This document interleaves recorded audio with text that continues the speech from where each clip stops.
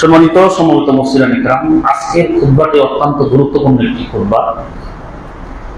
গত সপ্তাহে আমরা বলেছিলাম যে আহলুল কোরআন যারা, এক শ্রেণীর নামধারী মুসলিম আছে যারা বলে যে শুধু কোরআন মানব আর হাদিস আমরা মানব না, শুধু কোরআন দিয়েই তারা চলবে, হাদিস তারা মানবে না। এই শ্রেণীর লোক বর্তমানে অনেক বেশি দেখা যাচ্ছে, দিনকে দিন তারা বেড়ে যাচ্ছে। এবং এই শ্রেণীর লোক যারা, তাদের যে বেশিরভাগ মূর্খ মানুষ, পড়াশোনা নাই এমন না, বরং তাদের বেশিরভাগই উচ্চ শিক্ষিত, ডাক্তার ইঞ্জিনিয়াররা পর্যন্ত তাদের ফাঁদে পা দিয়েছে। সাধারণ মানুষের সাথে খুব একটা বোঝানো যায় না, কারণ সাধারণ মানুষের কাছে যদি যায় বলে যে আমি রাসূলকে মানি না, তাহলে সাথে সাথে দাঁত দুই তিনটা খুলে ফেলাইব, দেরি করবো না। তুমি রাসূলকে মানো না, তোমার কথা আমি শুনবো? রাসূলকে না মানলে তা আমরা মুসলমান থাকি না। এটাই তো সাধারণ মানুষের সোজা কথা। কোনো এলেজেলে কোনো পেশা, কোনো যুক্তি তর্কের মধ্যেই সে নাই, তার কথাই করতে দিব না। যখনই বলবে যে শোনো, রাসূলের কথা মানা যাবে না, শুধু কোরআন মানতে হবে, ওই সাধারণ মানুষের মাথার মধ্যে অনেক আল্লাহ তাআলা অনেক বুঝ যুক্তি দিয়ে থাকেন। গ্রামের মানুষের বিচার বিশ্লেষণে বসতে বসতে বোঝা যায় যে তাদের ব্রেনের বহুত আল্লাহ তাআলা তীক্ষ্ণ মেধা আল্লাহ তাদের দিয়েছেন। কোন কোরআন হাদিস ছাড়াই ওই লোকটারে আটকায় দিবে ওই সাধারণ মানুষ, স্বাভাবিকভাবে আটকায় দিবে। আপনারা এই কথা শোনার পরে আপনাদের প্রত্যেকেরই মাথায় দেখবেন যে একটা যুক্তি বা একটা তার বিপক্ষে কথা চলে এসছে, যে রাসূলের না মাইনে, রাসূলের হাদিস না মাইনে শুধু কোরআন মানবো, এটা আবার কিভাবে সম্ভব? কারণ কোরআন নিয়ে এসছে কে? রাসূল। সেই রাসূলের কথা না আমি না কোরআন আমি বুঝবো কেমনে? এই কোরআন বোঝার ক্ষমতা কার আছে? পবিত্র কোরআনুল কারীম আমাদের সামনে আছে, এত মোটা এত মোটা, আরো দেখবেন যে 2 ইঞ্চির মধ্যে কোরআন লিখে ফেলছে, একেবারে ছোট্ট। এই পবিত্র কোরআনুল কারীম আল্লাহ রাব্বুল আলামিন সবকিছু দিয়েছেন, কিন্তু সেটা বুঝতে হলে এই কোরআন আল্লাহ রাব্বুল আলামিন স্বয়ং আমাদেরকে বোঝাচ্ছেন না। কোরআন নাযিল হয়েছে, কে নাযিল করছে? জিবরাইল আলাইহিস সালাম আল্লাহর কাছ থেকে নিয়ে এসে রাসূলকে দিয়েছে। বাকি তেলাওয়াত করে শোনানো, কোরআনের একটা লাইন পড়ে বুঝানো, এটা কি জিবরাইল করছে? নাকি আল্লাহ স্বয়ং ওই যে মুসা আলাইহিস সালামের মতো গায়েবী আওয়াজ, অদৃশ্যের আওয়াজ, পর্দার আড়াল থেকে সেইভাবে সাহাবীদেরকে বুঝাইছে? তা কিন্তু না। কোরআন আল্লাহ দিলেন কার কাছে? রাসূলের কাছে। আর রাসূলকে বললেন বুঝান। এখন কোরআন বুঝাবে, রাসূল সাল্লাল্লাহু আলাইহি ওয়াসাল্লাম কোরআন বুঝাইছে। আপনাকে একটা লাইন, একটা কবিতারই কিন্তু, আমাদের দেশের কবিদেরই কিন্তু বড় বড় ব্যাখ্যা গ্রন্থ আছে। কবি নজরুলের কবিতার ব্যাখ্যা গ্রন্থ, রবীন্দ্রনাথের কবিতার ব্যাখ্যা গ্রন্থ। তারা কি কবিতা লিখছে আমরা বুঝি না, তারা আবার ব্যাখ্যা বাড়াইছে এত মোটা মোটা ভলিউম। কবি নজরুলের কবিতার মোটা মোটা ভলিউম। কবি নজরুল আর কিসের রবীন্দ্রনাথ, ওদের আবার ব্যাখ্যা লাগে।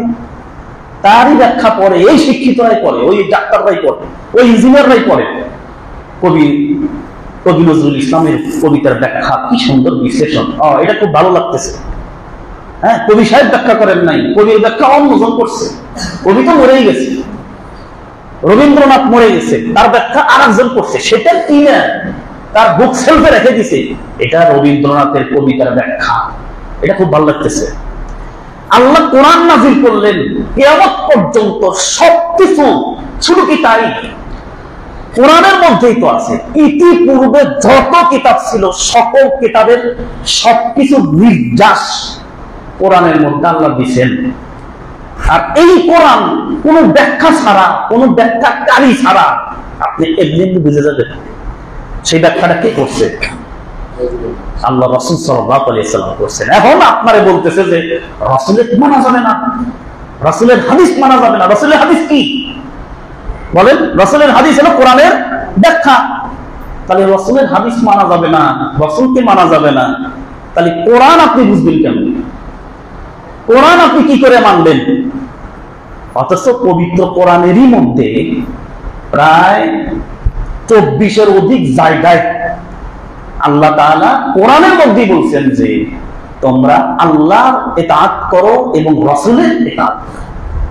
এটা আমি একে একে সব বলবো, তার আগে কিছু কথা এগুলো বলতেছি। যে কোরআন তারা বলতেছে কোরআন মানতে হবে, রাসূলকে মানা যাবে না, রাসূলের হাদিস মানা যাবে না। তাদের এই কথা যে একমাত্র কোরআনটাই হলো মেইন। তাহলে রাসূলের কাজ কি একটা জিনিস বলতে, যদি শুধু কোরআনই মানি তাহলে রাসূলের কাজ কি? রাসূলকে পাঠানোর কি দরকার ছিল? সরাসরি আল্লাহ তাআলা অমুক পাহাড়ের উপরে কোরআন নাযিল করে দিল, নাও তোমরা এটা পড়ো, নাও তোমরা এটা মানো। যদি শুধু আমি কোরআনই মানি আর বাইরে কিছুই মানবো না, তাহলে সেটা কিভাবে হবে? আচ্ছা, একটা জিনিসের একটা লাইনের ব্যাখ্যা আপনাকে করতে বলা হলো, আপনি ঘুরে ঘুরে ওই লাইনই করতেছেন, ব্যাখ্যা হয়েছে? আপনি একটা লাইন আমি বুঝতেছেন, এটা তো বুঝান তো, আপনি ওই লাইনই কোন আবার করতেছেন, আবার করতেছেন, কি হলো? কোনো তো বুঝে আসে না। ওটা তো ব্যাখ্যা করতে হলে, ব্যাখ্যা মানে এক্সট্রা কিছু কথা, ব্যাখ্যা মানে এই লাইনের বাইরে কিছু কথা আপনাকে বলতে হবে, না হলে ব্যাখ্যা হবে কেমনে? আলহামদুলিল্লাহি রাব্বিল আলামিন এটার ব্যাখ্যা করেন, আমি ঘুরে ঘুরে বলতেছি এটার ব্যাখ্যা হলো আলহামদুলিল্লাহি রাব্বিল আলামিন, বলে আরেকবার ব্যাখ্যা করেন, বলে এটার ব্যাখ্যা হলো আলহামদুলিল্লাহি রাব্বিল আলামিন। পাগল হয়েছে নাকি? এটা ব্যাখ্যা হয়েছে?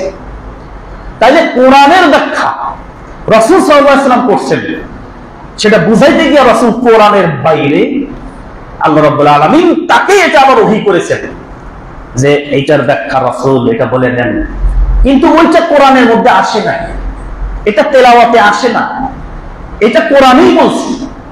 মহান রব্বুল আলামিনের পক্ষ থেকে রাসূল নির্ধারিত তিনি যা কিছু বলছেন সব আল্লাহর পক্ষ থেকে পাওয়া। কোরআনে এটার সাক্ষী দিছে তো, ওমা ইয়ানতিকু আনিল হাওয়া ইন হুয়া ইল্লা ওয়াহয়ু ইউহা। তিনি কোনো মনের মন গড়া নিজের যা মন চাই তাই বলেন না, যেটা বলেন সেটা আল্লাহর পক্ষ থেকে তার কাছে ওহী করা হবে। তার মানে রাসূলের গোটাল জীবদ্দশাতে রাসূল যা যা বলছেন সবগুলোই কার পক্ষ থেকে? আল্লাহর পক্ষ থেকে। যেগুলো জিবরাইল নিয়ে আসছেন সেগুলো ঢুকে গেছে কার মধ্যে? কোরআনের মধ্যে। জিবরাইল আলাইহিস সালাতু ওয়াস সালাম না নিয়ে মহান রব্বুল আলামিন রাসূল সাল্লাল্লাহু আলাইহি ওয়াসাল্লামের স্বপ্নের মধ্যে, মনের মধ্যে যেভাবে আল্লাহ রাব্বুল আলামিন তাকে জানিয়েছেন, যেটা হাদিসের মধ্যে এসেছে সেটা হলো ওহী, কিন্তু সেটা কোরআনের বাইরে। এটাকে বলা হয়েছে ওহী আল গায়রে মাতলুব, এমন ওহী যেটা তেলাওয়াত করতে হয় না, যে ওহী তেলাওয়াত করলে নেকি হবে না, যেটা কোরআন তেলাওয়াত করলে নেকি হবে। তারা বলতেছে রাসূল সাল্লাল্লাহু আলাইহি ওয়াসাল্লামের হাদিসকে, মানে হাদিস অস্বীকার তারা করবে, শুধুমাত্র কোরআন নিয়েই তারা চলবে। তাহলে এই কথা যদি বোঝা যায় তাদের মতে হলো, যারা এই কথার দাবিদার, তাহলে তারা কোরআন মানে হাদিস মানে না। আর কোরআন মানে হাদিস মানে না অর্থ কি? তার মানে তারা রাসূলকে মানে না। হাদিস মানলে রাসূলকে মানতে হবে, হাদিস মানলে রাসূল মানতে হবে, কারণ হাদিস কার? রাসূলের। তারা হাদিস মানে না, মানে তারা বুঝাচ্ছে রাসূল মানে না।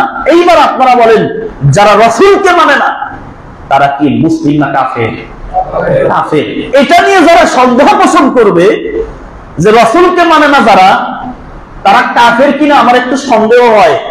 যে সন্দেহ করবে ও কাফের, দেরি হবে না কাফের হইতে, জায়গাতেই কাফের, সেকেন্ডের মধ্যে কাফের। যদি সন্দেহ পোষণ করে যে রাসূলকে না মানলেও মুসলিম থাকা যায়, এটা নিয়ে যদি কেউ চিন্তা করে, সেও কাফের হয়ে যাবে। তাহলে আহলুল কোরআনদের ব্যাপারে তাদের দাবি কি? এটা কবে প্রতিষ্ঠা হইলো, কবে শুরু হইলো, কবে শুরু হয়েছে আমার জানার দরকার নেই, কিন্তু এটা ব্যাপকভাবে দেখা যাচ্ছে 1949 সাল থেকে মিশর থেকে শুরু হয়েছে। 1949 সাল মিশর থেকে এটা সূচনা। তাদের দাবি হলো কোরআন মানব। আসলে পরোক্ষভাবে তারা শুধু কোরআন মানার মাধ্যমে প্রত্যেকটা মানুষকে কাফের বানানোর ধান্দায় আছে। কারণ যখন শুধু কোরআন মানবো এই কথা কেউ মানবে, তখন তার সালাত চলে যাবে, তখন সালাতের পদ্ধতি চলে যাবে, তখন যাকাত দিতে পারবে না, তখন হজ করতে যায় হা করে বসে থাকবে, কারণ হজের কোন সিস্টেম, বিস্তারিত নিয়ম কানুন কোরআনের মধ্যে নাই। তখন দেখা যাবে কোনো ইবাদতই তার নাই, বসে থাকো। আর কোনো ইবাদত না করে সালাতের সিস্টেম নাই, রাসূলের নাম আইনে, সে কি আর মুসলমান থাকে? সে তো মুসলিম থাকে না। বরং ইসলামিক রাষ্ট্র যদি থাকে, ইসলামিক রাষ্ট্র যদি থাকে, তাহলে তাকে মুরতাদ ঘোষণা করে তাকে মৃত্যুদণ্ড দেওয়া হবে। যে কোরআন মানবে শুধু, হাদিস মানবে না, রাসূলকে মানবে না, তাকে মুরতাদ বলে তাকে মৃত্যুদণ্ড ঘোষণা করা হবে যদি ইসলামিক আইন থাকতো। এখন এই আহলুল কোরআনরা সারা বিশ্বেই আছে। বাংলাদেশে কারা কারা আছে? বাংলাদেশে যারা যারা আছে আহলুল কোরআনদের কিছু কিছু আলেমরাও ঢুকে গেছে, কিছু কিছু আলেমরাও এই পথভ্রষ্ট হয়ে গেছে, কিছু কিছু আলেম তো নাস্তিকও হয়। সুতরাং এটা অবাক হওয়ার কিছু নাই। হ্যাঁ, আলেমরা যে আহলুল কোরআন হয়ে গেছে, শুধু কোরআন মানবে হাদিস মানবে না, কিছু কিছু আলেম নামক জাহেল তারাও এর মধ্যে আছে। আর বেশিরভাগ আছে হলো আপনার এই সাধারণ পড়া মানুষ, যারা আরবি অক্ষর চেনে না, যারা আরবি অনুবাদ করতে পারে না, জীবন ভরা করলে হলো আপনার জেনারেল লাইনে, আর সর্বশেষে তার গবেষণা শুরু হয়েছে কোরআন হাদিস নিয়ে, তাহলে তো তার পথভ্রষ্ট হবেই। এইভাবে এই মতবাদ শুরু হয়ে গেছে। আপনাদের কাছে কোনো না কোনো দিক থেকে কেউ এরকম দাওয়াত নিয়ে আসতে পারে, এরকম দাওয়াত আপনাদের কাছে আসতে পারে। এরকম দাওয়াত আসলে সাথে সাথে আপনারা তাদেরকে জবাব দিয়ে দিবেন যে আমরা মুসলমান, সাহাবীরা মুসলিম। তাদের মুসলমান হওয়ার মূল মাধ্যম যিনি ছিলেন তিনি হলো রাসূলুল্লাহ সাল্লাল্লাহু আলাইহি ওয়াসাল্লাম। তাকে না মানলে তো মুসলমান থাকে কেমনি? তাকে না মানলে তো আরবে পত্তলিক। তিনি যদি মাঝখান থেকে না থাকেন, তিনি যদি আউট হয়ে যান, তাহলে রাসূলের আগে কি ছিল?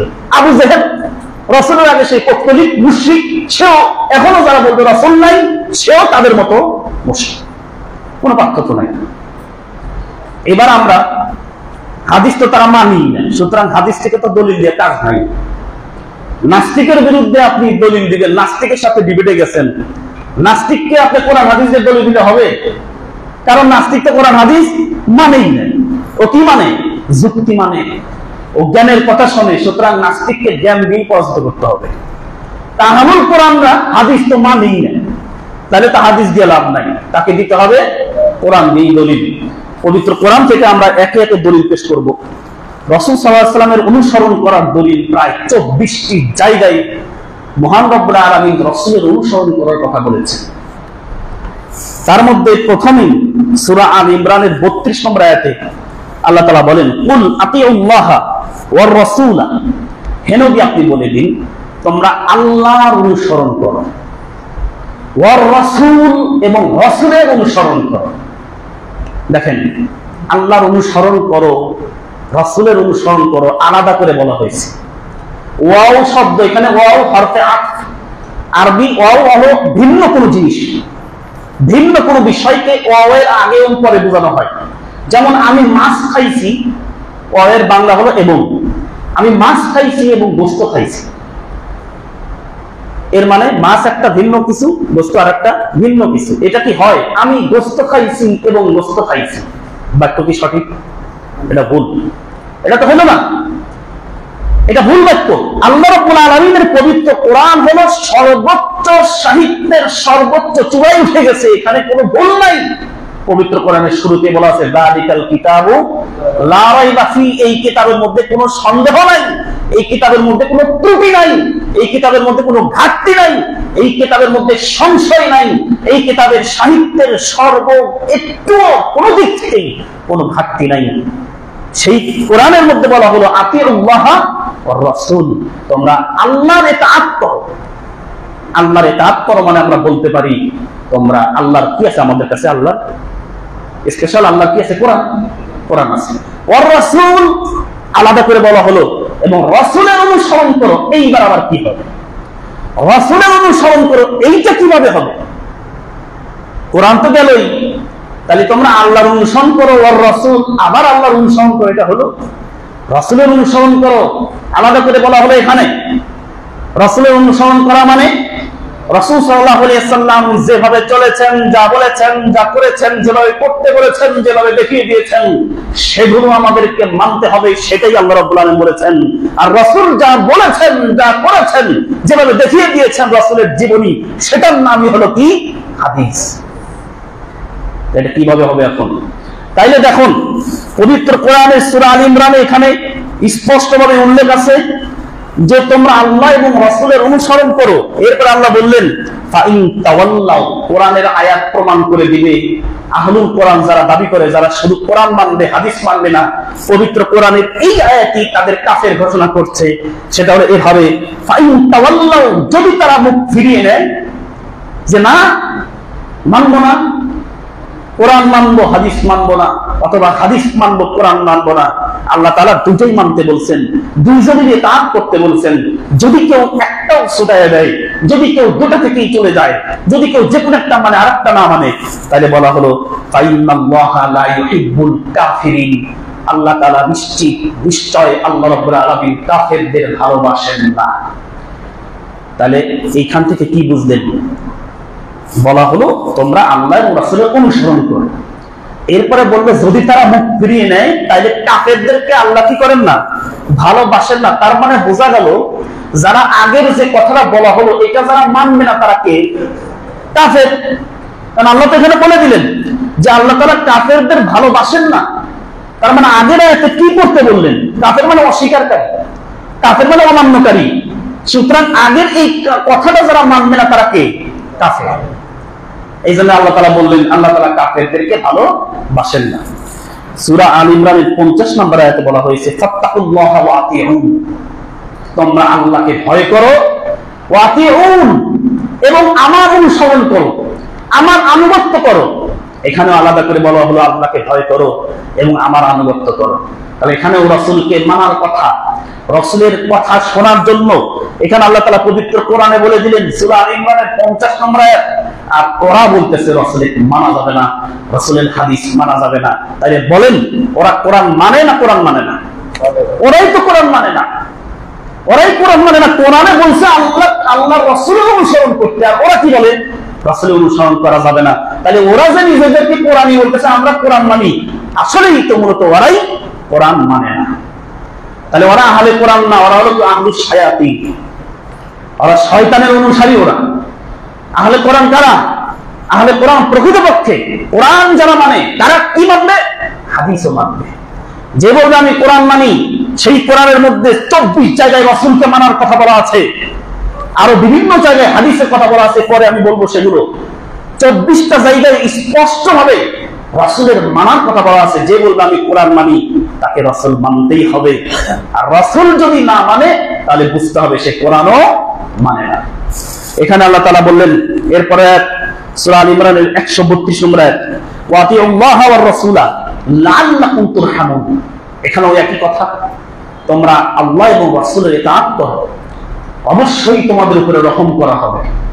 আল্লাহর রহম পেতে হলে আল্লাহরও ইতাআত করতে হবে, আল্লাহর কথা মানতে হবে, কোরআন মানতে হবে, এবং রাসূল সাল্লাল্লাহু আলাইহি ওয়াসাল্লামের হাদিস রাসূলের কথাও মানতে হবে। তাইলেই আল্লাহর রহম পাওয়া যাবে, তাছাড়া রহম পাওয়া যাবে না। এরপরে মহান রব্বুল আলামিন সূরা নিসা এর 57 নম্বর আয়াতে বলেন, ইয়া আইয়ুহাল্লাযীনা আমানু আতিউল্লাহ ওয়া আতিউর রাসূল ওয়া উলিল আমরি মিনকুম।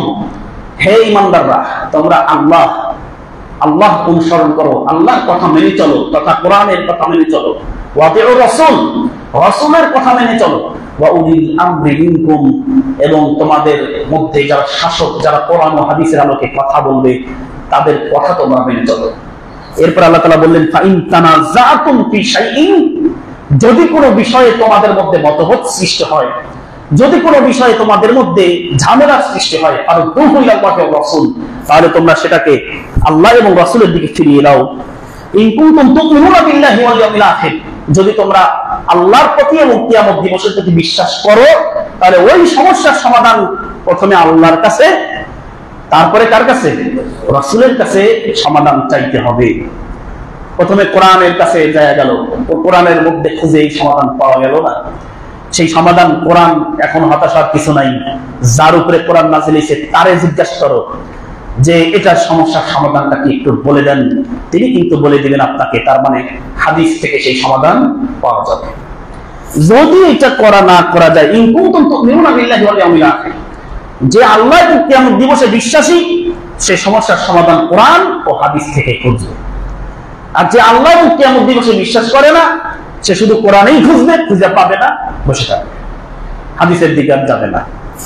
মহান রব্বুল আলামিন পবিত্র কোরআনের সূরা আনফালের 1 নম্বর আয়াত ওয়াতিউল্লাহ ওয়া রাসূলাহু ইন কুনতুম মুমিনিন, একই কথা, তোমরা আল্লাহ এবং তার রাসূলের অনুসরণ করো যদি তোমরা মুমিন হও। মুমিন হলে আল্লাহর কথা যেমন মানতে হবে, রাসূলকেও অনুরূপভাবে মানতে হবে।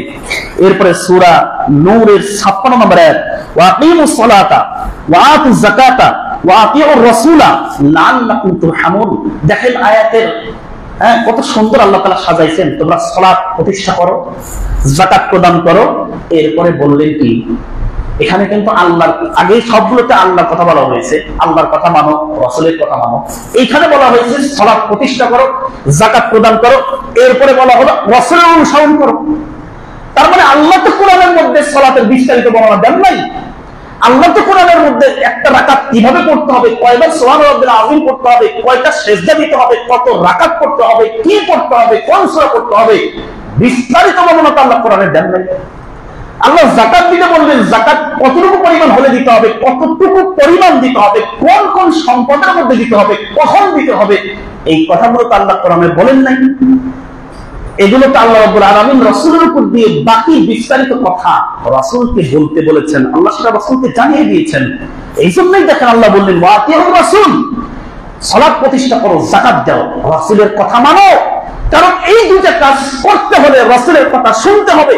এই দুইটা কাজ ঠিকঠাক আমি যেভাবে চাই সেইভাবে করতে চাইলে আমার রাসূলের কথা মানতে হবে। এই জন্য আল্লাহ রাব্বুল আলামিন বললেন লাআল্লাকুম তুরহামুন, যদি করো তাহলে তোমাদের উপরে রহম করা হবে। আল্লাহ বারবার বলতেছেন, আল্লাহ সব জায়গায় বলছেন, যেখানে রব্বুল আলামিন আতিউল্লাহর কথা বলেছেন সেখানে রব্বুল আলামিন ওয়াতিউর রাসূল বলেছেন। পবিত্র কোরআনের কোথাও আল্লাহ রাব্বুল আলামিন তার ইতাআত করার কথা বলে রাসূলের ইতাআতের কথা বলে নাই, এরকম কোথাও নাই। যেখানে আল্লাহর ইতাআতের কথা, আল্লাহর কথা মানার কথা বলেছেন সেখানেই রাসূলের কথা মানার কথা বলেছেন। তাহলে দেখেন পবিত্র কোরআন কোন দিক আর তারা কোন দিক। এরপরে বলা হলো সূরা শুরার মধ্যে ফাত্তাকুল্লাহা ওয়াতিউন, ফাত্তাকুল্লাহা ওয়াতিউন, তোমরা আল্লাহকে ভয় করো, আমার অনুসরণ করো। এই কথাটা, এই আয়াতটা সূরা শুরার কত কত জায়গায় আছে। এই আয়াতটা সূরা শুরার 108 নম্বর আয়াতে আছে। এই আয়াতটাই সূরা শুরার 110 নম্বর, 126 নম্বর, 131 নম্বর, 144 নম্বর, 150 নম্বর, 163 নম্বর, 179 নম্বর আয়াতের সূরা শুরার এই আয়াতগুলোর মধ্যে এই একই কথা বলা আছে, তোমরা আল্লাহকে ভয় করো এবং তোমরা আমার অনুসরণ করো। ফাত্তাকুল্লাহা ওয়াতিউন কতবার বলছেন আল্লাহ রাব্বুল আলামিন তো জানে যে একটা সময় এরকম শয়তানের দল আসবে যারা বলবে শুধু কোরআন মানতে হবে, হাদিস মানা যাবে না, রাসূলকে মানা যাবে না, এটা তো আপনারা জানেন। সেই জন্য রব্বুল আলামিন দেখেন আমি বলে দিয়েছেন যে খবরদার শয়তানি কথা বাদ দে। এগুলো আছে তারপরেও ওরা কয় যে শুধু হাদিস কোরআনকেই মানতে হবে, রাসূলকে মানা যাবে না। আর যদি কোরআনের মধ্যে এগুলো না থাকতো তাহলে ওরা কি করতো? কোরআনে আল্লাহ বলেই দিলেন কত জায়গায় রাসূলকে মানতে হবে, আল্লাহকে মানতে হবে, রাসূলকে মানতে হবে।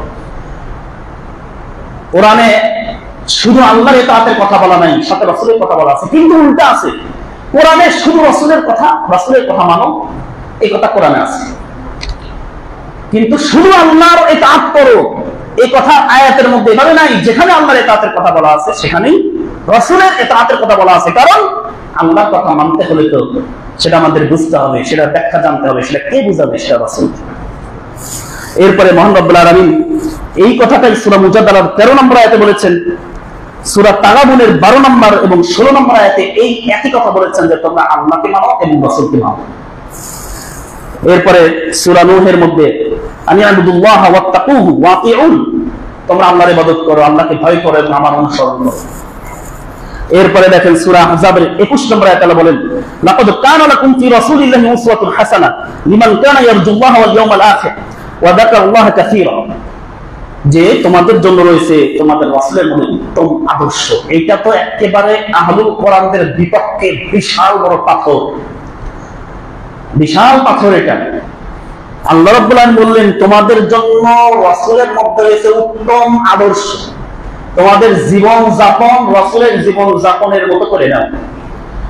তোমাদের জীবনে চলার পথ কিভাবে চলবে, কিভাবে আগাবে, কিভাবে চিন্তা করবে, কিভাবে ইবাদত করবে, কিভাবে লেনদেন, যা কিছু সব আদর্শ রাসূলের জীবনের মধ্যে আছে। এখন এই বাটপারদের কাছে প্রশ্ন, রাসূলের জীবনী কোরআনে কোথায় আছে? এই আয়াত যদি মানতে হয় যে হ্যাঁ এটা তাদের প্রশ্ন তাদের কাছে, যে এই আয়াতে আল্লাহ রাব্বুল আলামিন বললেন রাসূলের মধ্যে উত্তম আদর্শ আছে। উত্তম আদর্শ মানে কি? এই ওকে ফলো কর, এই খুব ভালো লোক, তার মতো হও। তার মতো হও মানে কি? সে কি করে, কিভাবে চলে, কেমন স্বভাব, এগুলো জানতে হবে না? সেগুলো জানলেই তো তার মতো হইতে হবে আমাদের। তা আল্লাহ বললেন রাসূলের মধ্যে উত্তম আদর্শ আছে, তোমরা সেই উত্তম আদর্শ গ্রহণ করো। তাদের কাছে প্রশ্ন হলো এই আয়াত কি মানেন? বলে হ্যাঁ মানি। রাসূলের মধ্যে উত্তম আদর্শ, তাহলে রাসূলের উত্তম আদর্শ বলতে রাসূলের চলাচল, রাসূলের যা কিছু জীবনের টোটাল এ টু জেড, এক কথায় রাসূলের টোটাল জীবনী, সেটা কোরআনের কোথায় আছে? কই সেটা? রাসূল কিভাবে খাইছি, রাসূল কিভাবে ঘুমাইছি, রাসূল ঘুমানোর আগে কোন কোন দোয়া করছে, রাসূল ঘুমানোর আগে কি কি করছে, রাসূল ইয়াতীম মিসকিনদের সাথে কেমন ব্যবহার করছে, এই সবগুলো বিস্তারিত আরো যা কিছু রাসূলের গোটা জীবনী কোরআনে কোথায়? যদি এই আয়াত মানতে হয়, রাসূলের জীবনী, রাসূলের উত্তম আদর্শ যদি গ্রহণ করতে হয়, তাহলে আমাদের আর কোনো উপায় নাই রাসূলের হাদিস ছাড়া। সেটা তো রাসূলের হাদিসে আছে। রাসূল কিভাবে চলছেন, রাসূল কিভাবে হাঁটছেন, রাসূল কিভাবে কথা বলছেন, রাসূলের চরিত্র কেমন ছিল, রাসূল কোন সময় কি দোয়া করেছেন, রাসূল কিভাবে সালাত পড়েছেন, রাসূল সালাতে কোন দোয়া করেছেন, রাসূল কিভাবে জানাজা পড়েছেন, রাসূল কিভাবে ঈদের নামাজ পড়েছেন, রাসূল ইয়াতীম মিসকিনদের সাথে কেমন করেছেন, ইত্যাদি রাসূলের কথাবার্তা, রাসূলের ভাষা, রাসূলের কণ্ঠের আওয়াজ ইত্যাদি টোটাল এ টু জেড সবগুলো কোথায় আছে? হাদিসে আছে। এখন আপনি এই আয়াত বলতেছেন, অথচ রাসূলের সেই বিস্তারিত বর্ণনা কই? আল্লাহ তাআলা বললেন যে যে আল্লাহ এবং কিয়ামত দিবসকে বিশ্বাস করে তাহলে তাকে রাসূলের মধ্যে আদর্শ খুঁজতে হবে। আর রাসূলের আদর্শ খুঁজতে পুরা কোরআন তন্ন তন্ন করে খুঁজে দেখেন, সেখানে রাসূলের কি কি করেছেন সেগুলো নাই, সেগুলো নাই। তাহলে আমাদেরকে হাদিস ছাড়া কোনো বিকল্প হচ্ছে না। এরপরে দেখেন রাসূল সাল্লাল্লাহু আলাইহি ওয়াসাল্লামকে যে মহান রব্বুল আলামিন শুধু কোরআন দেন নাই, বরং হাদিসও যে আল্লাহ রব্বুল আলামিন তাকে দিয়েছেন, সেটার প্রমাণ পবিত্র কোরআনের অসংখ্য জায়গায় আছে। অসংখ্য জায়গায় আল্লাহ রব্বুল আলামিন আল্লাহ রাসূলকে যে কোরআনের সাথে হাদিসও দিয়েছেন, কোরআনের সাথে সাথে যে তাকে আরেকটা জিনিস হাদিস দেওয়া হয়েছে, সেটাও পবিত্র কোরআনেই আল্লাহ রব্বুল আলামিন বলেছেন। যেমন আল্লাহ রাসূল সাল্লাল্লাহু আলাইহি ওয়াসাল্লাম, ওয়া মা আতাকুমুর রাসূলু ফাখুযুহু ওয়া মা নাহাকুম আনহু ফান্তাহু, তোমাদেরকে রাসূল যা যা দেয় সেগুলো তোমরা গ্রহণ করো, আর যা থেকে নিষেধ করে সেগুলো থেকে তোমরা বিরত থাকো। কারণ রাসূল আমাদের কি দিয়েছে? রাসূলকে শুধু কোরআন দিয়ে উদাহরণ হয়ে গেছে, এই যে নাও কোরআন, বাকি রাসূল বোবা, এরকম হয়েছে। কোরআন নাযিল হয়েছে, রাসূল কোরআন আয়াত শোনায়া দিল, রাসূল আর সারাদিন কোনো কথা বলে না, এরকম হয়েছে। রাসূল তো সারাদিন চলেছেন, সাহাবীরা সাথে ঘিরে ধরছে, আবু হুরায়রা রাসূলের সাথেই আছে, মসজিদের মধ্যে 70 জনের অধিক সাহাবী রাসূলের সাথেই থাকে। রাসূল কি করে, কি বলে, কিভাবে হাঁটে, কি করে না করে, কোন ইবাদত কিভাবে করে, সব রাসূলের কাছ থেকে দেখে নিয়েছে। তো রাসূল যা যা দিছে, তো রাসূল কোরআনের বাইরে যদি শুধু কোরআনই হয়, তাহলে রাসূল তো বাকি টাইম শুধু চুপই থাকছে। সেটাই যদি হয়, তাহলে রাসূলের কাজ কি? মহান রব্বুল আলামিন পবিত্র কোরআনের মধ্যে বলেছেন, ওয়া আনজালনা ইলাইকা যিকরা লিতুবাইয়িনা লিন-নাসি মা নুযিলা ইলাইহিম ওয়া লাআল্লাহুম ইয়াতাফাক্কারুন। সূরা নাহলের মধ্যে এটা আল্লাহ তাআলা বলেছেন, আমি তোমার উপরে জিকির নাযিল করেছি, মানে কোরআন। দেখেন, লিতুবাইয়িনা লিন-নাস, যাতে করে আপনি রাসূল এই কোরআনকে বিস্তারিত সুন্দরভাবে ক্লিয়ার করে স্পষ্টভাবে ব্যাখ্যা করে দিতে পারেন। ওয়া আনজালনা ইলাইকা যিকরা লিতুবাইয়িনা লিন-নাসি মা নুযিলা ইলাইহিম, যা আসলে তাদের উপরে কি নাযিল করা হয়েছে, আল্লাহুম ইয়াতাফাক্কারুন, যাতে করে তারা একটু ভাবতে পারে, গবেষণা করতে পারে, চিন্তা করতে পারে। সূরা নাহলের মধ্যে আল্লাহ তাআলা বললেন, রাসূলকে আল্লাহ রাব্বুল আলামিন মুবাইয়িন বললেন, ব্যাখ্যাকারক বললেন, মুফাসসির বললেন, যে এই কোরআন নাযিল করছি যাতে করে আপনি এই কোরআনের ব্যাখ্যা করেন। আগেই বললাম যে ব্যাখ্যা মানে কি, ওইটাই বারবার। ব্যাখ্যা মানে ওই আয়াতে আবার না, ব্যাখ্যা মানে আলাদা কিছু, ব্যাখ্যা মানে এক্সট্রা কিছু বলতে হবে। যেমন গায়রিল মাগযুবি আলাইহিম ওয়ালা যালিন। এই মাগজুব মানে কি আর যালিন মানে কি? আল্লাহ রাসূল বললেন কি মাগজুব ইহুদি আর যালিন তারা কারা? নাসারা। ক্লিয়ার। এরপর আরেকটা আয়াত আল্লাযিনা আমানু ওয়া লাম ইয়ালবিসু ঈমানাহুম বিযুলমিন, যারা ঈমান আনলো এবং নিজেদের ঈমানকে জুলমের সাথে মিশালো না। তো সাহাবীরা মনে করলো জুলুম, তা আমাদের সবাইকে জুলুম করে, কে জুলুম করে না? সবাইকে জুলুম করে। তখন আল্লাহ রাসূল বললেন এটা এই বুঝ না, এই জুলুম দ্বারা উদ্দেশ্য কি? শিরক। এই জুলুম দ্বারা উদ্দেশ্য কি? শিরক। আল্লাহ কোরআনে বললেন ওয়াইদু লাহুম মাসতাতাতুম মিন কুওয়া, তোমরা কাফেরদের বিরুদ্ধে, ইসলামের শত্রুদের বিরুদ্ধে তোমরা যথাসাধ্য শক্তি প্রস্তুত করে রাখো। আল্লাহ রাসূল ব্যাখ্যা করে দিলেন এই শক্তি আবার কোন শক্তি? এখন আপনি যদি হাদিস বাদ দিয়ে শুধু কোরআন পড়েন, আপনি চিন্তা করবেন শক্তি করবে খাই বেশি করে শরীরে শক্তি জোগায়, খায় খায় মোটা হয়ে যাবে, শরীরে শক্তি হবে। আল্লাহ রাসূল বললেন এই শক্তি সেই শক্তি না। আলা ইন্নাল কুওয়াতা আর-রামি, এই শক্তি বলতে নিক্ষেপ করার যন্ত্র। তুমি তোমার জায়গাতেই আছো 1000, 2000, 3000 কিলোমিটার দূরে, এইখান থেকে বোতাম টিপ দিলে ওইখানে গিয়ে আঘাত করবে, এরকম নিক্ষেপ করার যন্ত্র বানাও। এই কোরআন থেকে শিক্ষা নেই ইহুদি নাসারারা বানাইতেছে। এই কোরআনের এই আয়াত বুঝে, রাসূলের হাদিসকে সামনে নিয়ে তারা বুঝে শুনে তারা পারমাণবিক অস্ত্র, ক্ষেপণাস্ত্র, ব্যালিস্টিক ক্ষেপণাস্ত্র দিয়ে আজকে আমাদের মুসলিম ভাই ফিলিস্তিনিদের হত্যা করছে, ঝাঁঝরা করে দিচ্ছে। তাদের জায়গায় তারা বসে আছে।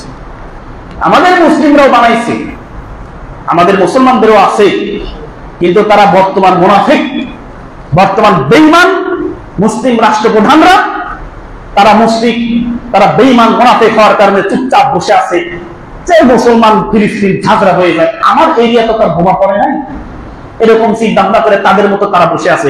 অথচ পাকিস্তানের কাছে, তুরস্কের কাছে, মিশরের কাছে, জর্ডানের কাছে, এই যে রাষ্ট্রগুলোর কথা বললাম, ইসরায়েলের চতুর্দিকে সর্বোচ্চ 2000 কিলোমিটার পর্যন্ত দূরত্ব, এই সকল রাষ্ট্ররা যদি সবাই একসাথে দূরপাল্লার ক্ষেপণাস্ত্র নিজের দেশ থেকে যদি ইসরায়েলের দিকে নিক্ষেপ করে, ইসরায়েলের ক্ষমতা নাই যে এগুলোকে প্রতিহত করার। সাথে সাথে মিনিটের মধ্যে পুরো ইসরায়েল ঝাঁঝরা হয়ে যাবে, এ ব্যাপারে কোনো সন্দেহ নাই। কিন্তু মিশর চুপ করে আসে, তুরস্ক চুপ করে আসে, এইদিকে সবাই চতুর্দিকে যার যার মতো চুপ করে আসে। সেই আলোচনা ভিন্ন, এর আগেও বলেছি সেগুলো। আল্লাহ রাব্বুল আলামিন এখানে যেটা বললেন, যে যেটা বললাম পবিত্র কোরআনের কথা, যে আল্লাহ তাআলা কোরআনে স্পষ্ট ভাবে বলেছেন যে তাদের কথা মানে আল্লাহকে, রাসূল সাল্লাল্লাহু আলাইহি ওয়াসাল্লামকে কোরআনের সাথে হাদিসও দেওয়া হয়েছে, যে মুবায়্যিন বলা হয়েছে, মুফাসসির বলা হয়েছে, রাসূল ব্যাখ্যাকারী, রাসূল কোরআনের ব্যাখ্যা করে দিয়েছেন। যেটা বললাম এটা আরো অসংখ্য ব্যাখ্যা রাসূল করে দিয়েছেন। এরপর আল্লাহ তাআলা বলেছেন সূরা জুমার 2 নম্বর আয়াত, ওয়াল্লাযী বা'আসা ফিল উম্মিয়িনা রাসূলান মিনহুম ইয়াতলু আলাইহিম আয়াতিহি ওয়া ইউযাক্কিহিম ওয়া ইউআল্লিমুহুমুল কিতাবা ওয়াল হিকমা। এখানে বলেছেন তিনি উম্মীদের মধ্যে রাসূল প্রেরণ করেছেন, তাদের মধ্যে থেকেই তিনি তাদের কাছে তাদের আয়াত তেলাওয়াত করে শোনান, তাদেরকে পুত পবিত্র করেন এবং তাদেরকে শিক্ষা দেন কিতাব এবং হিকমত।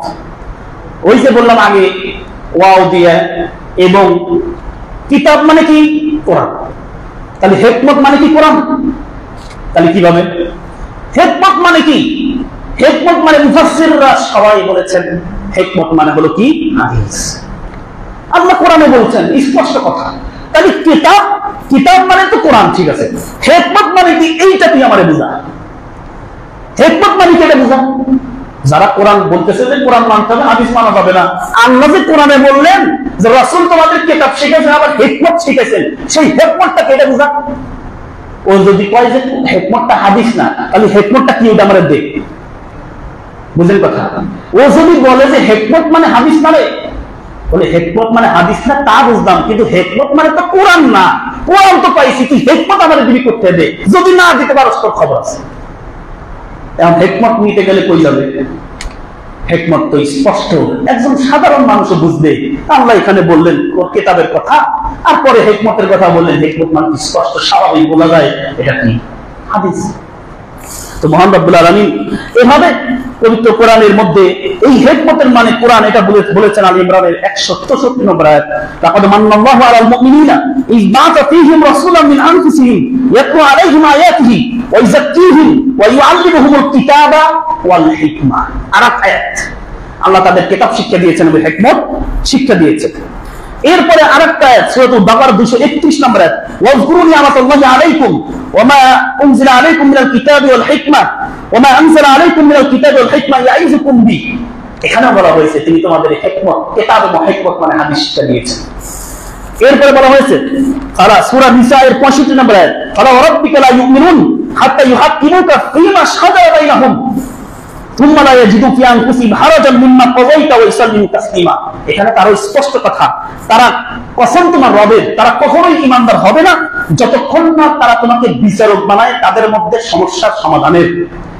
রাসূলকে বিচারক বানাচ্ছে, বানাতে হবে সে কথা বলছে, না বানালে তাহলে তারা মুমিন না। তো রাসূলের বিচারক বানালে রাসূল কি ফয়সালা দিয়েছেন সেটা কই পাবো? রাসূল কি ফয়সালা দিয়েছেন সেটা তো আমাদের হাদিসে পাওয়া যাবে। তো সেই হাদিস যদি না মানে তো রাসূলের ফয়সালা কোথায়? রাসূল বিচার করলেন সেই বিচার কোথায়? সেই বিচারের বর্ণনা কোথায়? এটা তো হাদিসে আছে। তাহলে দেখুন, সুম্মা লা ইয়াজিদু ফি আনফুসিহিম হারাজান মিম্মা কাযাইতা, রাসূল যে ফয়সালা দিবে সেটাকে মনে প্রাণে খুশি মনে মেনে নিতে হবে। এইভাবে পবিত্র কোরআনের মধ্যে আল্লাহ তাআলা রাসূলের অনুসরণ করার কথা আলাদাভাবে আল্লাহ যে রাসূলকে কোরআনের সাথে হাদিসও দিয়েছেন সেটাও স্পষ্ট করেছেন। এইবার রাসূল সাল্লাল্লাহু আলাইহি ওয়াসাল্লাম হাদিসে কিন্তু সতর্ক করে গেছেন সাহাবাদের যে একটা সময় এরকম আসবো যারা বলবো যে শুধু কোরআন মানো হাদিস মানো না। আপনি আশ্চর্য হয়ে যাবেন, রাসূল কত আগে বলে গেছেন। এই হাদিসটা আবু দাউদের 4604 নম্বর হাদিস। আল্লাহ রাসূল বলেন ইবনে আব্বাস থেকে বর্ণিত যে খুব অচিরেই একটা লোক সোফায় হেলান দিয়ে বসে থাকবে, হেলান দিয়ে বসে থাকবে, তার সামনে কোরআন হাদিসের কথা বলা হবে। সে বলবে কি যে আমাদের সামনে আমাদের কোরআনে আছে, আমাদের কাছে কোরআন আছে, কোরআনে যা মানবো তাই, আর কোনো কিছু আমরা মানবো না। আল্লাহ রাসূল হাদিস বলছেন, অথচ যে কোরআনে যা হালাল আমরা তাই হালাল মানি, কোরআনে যা হারাম তাই আমরা হারাম মানি, এর বাইরে আর কোনো কারো কিছু বলা, কারো হালাল করা, কারো হারাম করা আমরা মানি না। এটা আল্লাহ রাসূল বলছেন। আগে আল্লাহ রাসূল বলছেন শুনে রাখো যে রাসূল সাল্লাল্লাহু আলাইহি ওয়াসাল্লাম যেটা হারাম করবেন সেটা ওই মানের, আল্লাহ যেরকম হারাম করবেন সেটা একই মান। আল্লাহর কোরআনে যেটা হারাম করা হয়েছে সেটা আর রাসূল যেটা হাদিসের মধ্যে হারাম করেছেন সেটা সম্পূর্ণ এক। আল্লাহ সেটা বললেন। এরপর একটা হাদিসের মধ্যে এসেছে মুসলিমের মধ্যে 1434 নম্বর হাদিস, আলা ইন্নী উতিতুল কিতাব ওয়া মিসলাহু মাআহু, আমাকে কিতাব দেওয়া হয়েছে সাথে আরেকটাও দেওয়া হয়েছে, সেটা কি? হাদিস দেওয়া হয়েছে। এরকম আরেকটা হাদিসের মধ্যে রাসূল বলেছেন আমি তোমাদের কাউকে যেন না পাই সোফার উপরে শুয়ে আছে, আমার কোন বিষয় তার কাছে গেল হাদিসের কথা, আর সে আমি তাকে আদেশ করেছি অথবা নিষেধ করেছি, সে বলতেছে জানি না কোনো কিছুই, কোরআনে যা আছে তা মানবো, এর বাইরে কোনো কিছু মানবো না। আল্লাহ রাসূল বলেন এরকম কাউকে জানি না পাই। এখন দেখেন তাহলে অবস্থা কি? আহলুল কোরআন যারা, তাদের এই যে তারা বলে শুধু কোরআন মানবে হাদিস মানবে না, এই কথা বলার মাধ্যমে তাদের অনেকগুলো কিছু তাদের সামনে প্রশ্ন। একবার ডিবেট হয়েছিল একজন আলেম, তার সাথে সে বলছিল মেহমান আসছে, আমি তার একটু কুত্তার গোশত দিয়ে আপ্যায়ন করাবো, কুকুরের মাংস দিয়ে আপ্যায়ন করাবো, হ্যাঁ আপনি খাবেন কিনা? কুকুর যে হারাম এটা কোরআনের কোথাও নাই, তাহলে তো কুকুর খাইতে হবে। দেখছেন নামাজ কত রাকাত করতে হবে, নামাজ কিভাবে শুরু করতে হবে, বিস্তারিত কথা কোরআনে নাই, সেটা হাদিসে আছে। ওরা নামাজ পড়বে কিভাবে, যাকাত কতটুকু দিতে হবে, কিভাবে দিতে হবে, কখন দিতে হবে, এই কথা হাদিসে নাই, কোরআনে নাই, হাদিসে আছে। হজ কিভাবে করতে হবে, কখন কি হবে, হজের বিস্তারিত বর্ণনা এটা কোরআনে নাই, হাদিসে আছে। হজের কথা খালি মূল কথাটা আল্লাহ রাব্বুল আলামিন বলেছেন, বাকি বিস্তারিত ব্যাখ্যা রাসূল নিজে দেখায় দিয়েছেন, রাসূল নিজে বলায় দিয়েছেন। এগুলো যদি যারা হাদিস মানবে না, তার মানে দেখেন তারা পরোক্ষভাবে ইসলাম থেকে বের হয়ে যাচ্ছে, তারা ইসলামকে মানছে না। মুহাম্মদ পবিত্র কোরআনে বলেছেন হুরিমাত আলাইকুম মাইতাতুম ওয়াদ-দামু ওয়া লাহমুল খিনজির, তোমাদের উপরে হারাম করা হয়েছে মাইতা, মৃত মরা, ওয়াদ-দাম রক্ত, ওয়া লাহমুল খিনজির। এখন দেখেন তো তারা মরা খায় কিনা, তারা কি মাছ খায় কিনা? ওরা জিজ্ঞাসা করলো তুই কি মাছ খাস? বলে আমি মাছ খাই। তুই কি গোশত খাস? বলে গোশত খাই। কিসের গোশত খাস? এরে মাছ খাস কোন আক্কেলে? কারণ মাছ এটা তো মরে গেছে, মাছ মরে গেছে না বাজারে। আচ্ছা বরং জেতাই নিয়েছেন, জেতা কি খাওয়া যায়? সেটা তো কাটা লাগে, যখন কাটবেন মরবে না, তো মরেই তো গেল। আল্লাহ বলছে মরা হারাম। গরুর মাংস যে খায় এটা এমনি মরে গেলেও তো খাওয়া যায় না। আচ্ছা গরু খাওয়ার জন্য গরু মারতে হবে না? জবাই যখন করলেন গরু কি হয়ে গেল? মরে গেল না? এখন আপনি খাবেন কেমনে? ওর জীবনে কেউ মাছ খাইতে পারবে? ওর জীবনে কেউ বস্তু খাইতে পারবে? খাইতে পারবে না। তাইলে দেখেন কত রকমের কোরআনের বাড়ি, কোরআন যদি নিয়ে বসে থাকেন তাহলে আপনার সালাত নিয়ে বসে থাকেন, কিভাবে হজ করবেন সেটাও নাই, যাকাত কি করবেন সেটাও নাই, কি খাবেন মাছও খাইতে পারবেন না, গোশত খাইতে পারবেন না, পবিত্রতা অর্জন করবেন কিভাবে, স্বামী স্ত্রী সহবাস করছেন, গোসল করবেন কিভাবে, গোসল করার কথা কিভাবে বলা আছে, কিভাবে সিস্টেম কি, পবিত্র অর্জনের সিস্টেম কি, এগুলো কয় সব কিছু মিলে দেখবেন আপনি একটা অমানুষ। কোরআন মেনে যারা হাদিস মানবে না তারা একটু জানোয়ার হয়ে যাচ্ছে দেখছি, কারণ তাদের গোসলের নিয়ম নাই, তাদের কোন সালাত থাকতেছে না, তাদের কোন সালাতের সিস্টেম থাকতেছে না, তাদের হজের কোন বিষয় কিচ্ছুই নাই। তারা তো আল্লাহর কথাই মানতেছে না, তারা তো আল্লাহর কথাই মানতেছে না। সর্বদিক থেকে আজকের এই আলোচনায় খুতবায় যেটি প্রমাণ হলো, আহলুল কোরআন যারা তারা কেউই মুসলিম না, তারা নির্ভেজাল খাঁটি কাফের। কারণ তারা কোরআনকে কি করেছে? অমান্য করেছে। যেটা স্পষ্ট করেছি, কোরআনকে তারা অমান্য করেছে। আল্লাহ তাআলা আমাদেরকে এই ভয়ানক ফিতনা থেকে হেফাজত করুন, আল্লাহুম্মা আমিন। আরেকটি বিষয় হলো, এই যে মানুষ মৃত্যুবরণ করলে কত সুন্দর আল্লাহ রাসূল হাদিসের মধ্যে সিস্টেম বলে দিয়েছেন, কিভাবে জানাজা করতে হবে, কয় কাপড়ে দিতে হবে, কিভাবে রাখতে হবে, কি সুন্দর সিস্টেম পবিত্র কোরআনে। এইগুলো কোথায় আছে? জানাজার কথাও যদি বলা যায়, নেওয়াও যায়, সেই জানাজার সিস্টেমটা কোথায় আছে? ঈদের নামাজের কথা কোরআনে কোথায় আছে বলেন? সবকিছুই সব রাসূলের হাদিস থেকে। তো দেখেন ইসলাম থাকে, তাদের মধ্যে ইসলাম থাকে, ইসলামকে একেবারে ধ্বংস করে দিচ্ছে। এই জন্য এই সকল ফিতনা যাদের কাছে আসবে, এই সকল দাওয়াত নিয়ে যাদের কাছে আসবে, তাদেরকে আচ্ছা মতো ঘোরাই করে দিবেন, কোনো ছাড়াছাড়ি নেই। কোরআনের এই কথাগুলো বলবেন, এই দলিলগুলো দিবেন, ভালোভাবে বুঝাবেন, না বুঝলে তখন অন্য ব্যবস্থা নিতে হবে, কি করার আছে। আল্লাহ তাআলা আমাদেরকে এই ভয়ানক ফিতনা থেকে হেফাজত করুন, সবাই আল্লাহুম্মা আমিন। আমাদেরকে পবিত্র কোরআন ও রাসূলের সহিহ হাদিস নিয়ে সেভাবে জীবন যাপন করার তৌফিক দান করুন, আল্লাহুম্মা আমিন।